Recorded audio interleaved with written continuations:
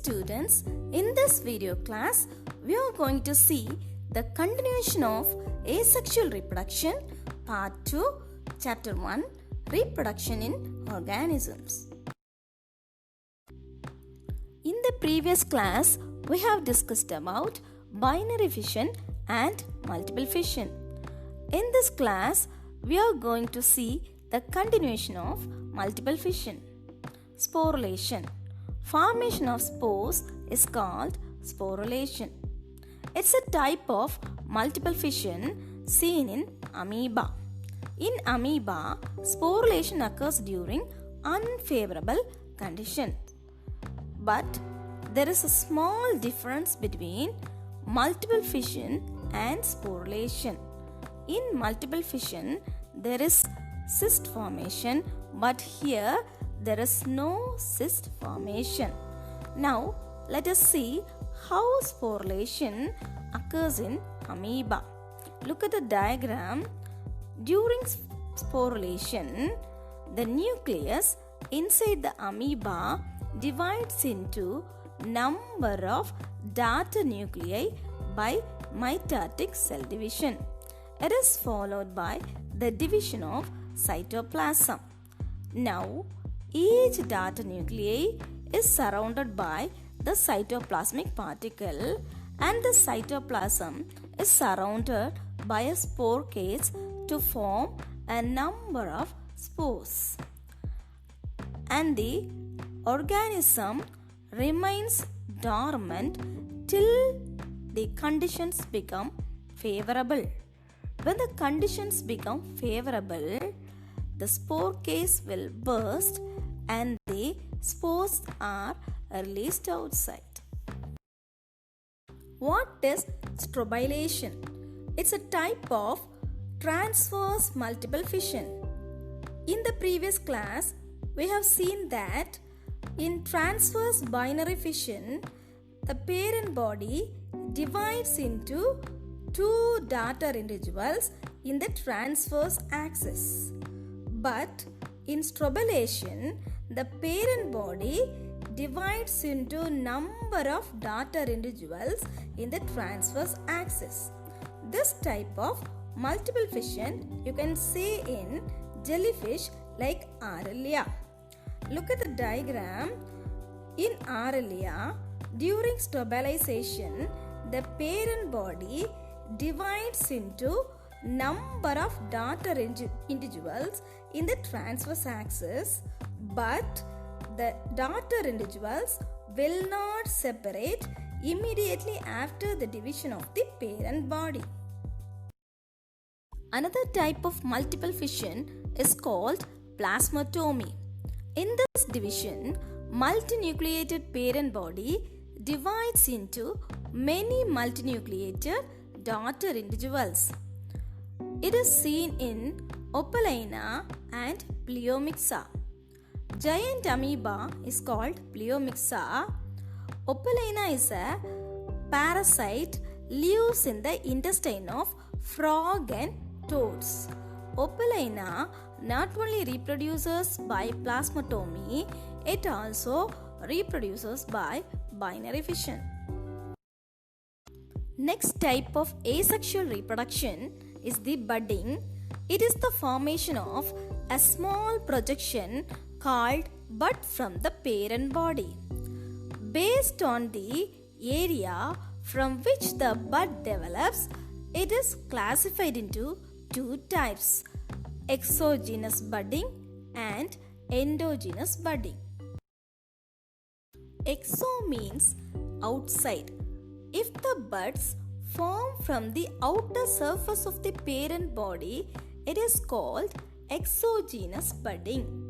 It is seen in Hydra and yeast.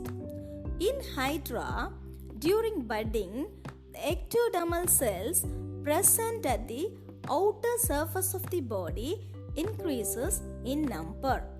Both the ectoderm and endoderm pushes outward to form a bud. The lumen, that is, the space present inside the bud, is continuous with the gastrovascular cavity of the parent body. Now, the bud enlarges in size and develops a mouth and tentacles around it at the posterior end. When the bud grows, the posterior end of the bud constricts and detaches from the body to lead an independent life. Yeast is also an example for exogenous budding. It is also similar to budding in Hydra, but in yeast, during budding, chains of buds are formed. Endo means inside. If the buds form from the cytoplasm inside the parent body, it is called as endogenous budding. You can see endogenous budding in Natuleuca. Natuleuca is a marine bioluminescent dinoflagellate. It is otherwise called as sea sparkle. Gemule formation is a type of asexual reproduction occurred during unfavorable conditions.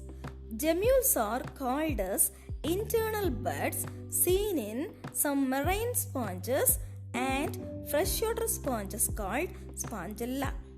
If you take the structure of the gemule, it looks like a hard ball consisting of an internal mass of food-laden reproductive cells called archeocytes. The archeocytes are surrounded by an inner and outer membrane consisting of spicules and air chambers. When the conditions become unfavorable, the body of the sponge disintegrates and the gemules can withstand adverse conditions.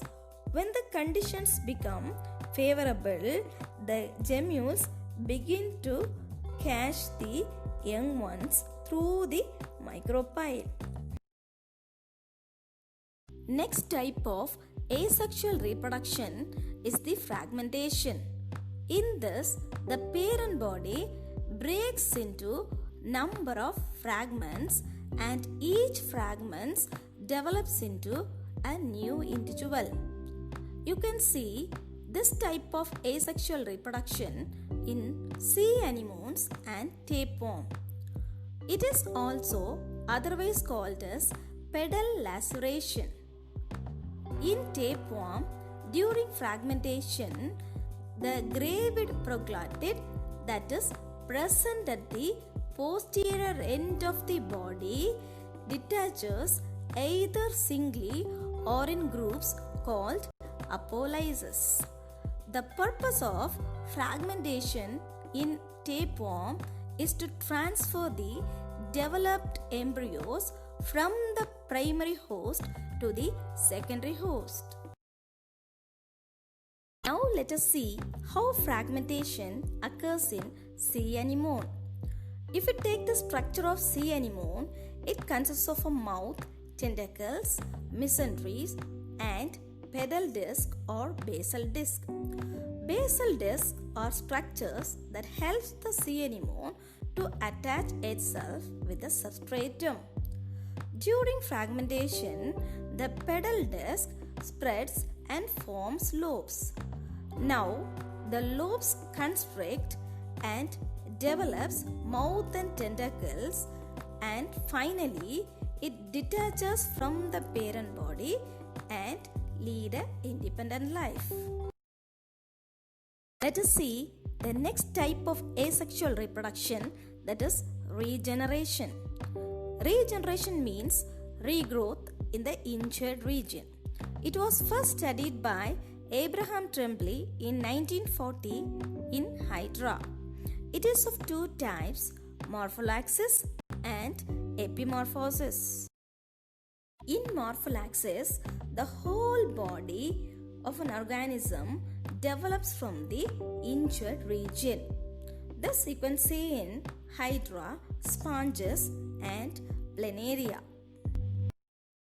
In epimorphosis, only the last part or organ of the body develops in the interior region. It is of two types, reparative regeneration and restorative regeneration. In reparative regeneration, only the damaged tissues can be replaced. But in restorative regeneration, the last part or the last organ can be regenerated. You can see restorative regeneration in wall lizards, arm of starfish, etc. In this video class, we have discussed about sporulation, plasmatomy, what is budding, how gemmules formation occurs in freshwater sponges, what is regeneration, what are the types of regeneration, morphollaxis and epimorphosis. Hope you understood this topic. Meet you again in the next video with another topic, sexual reproduction.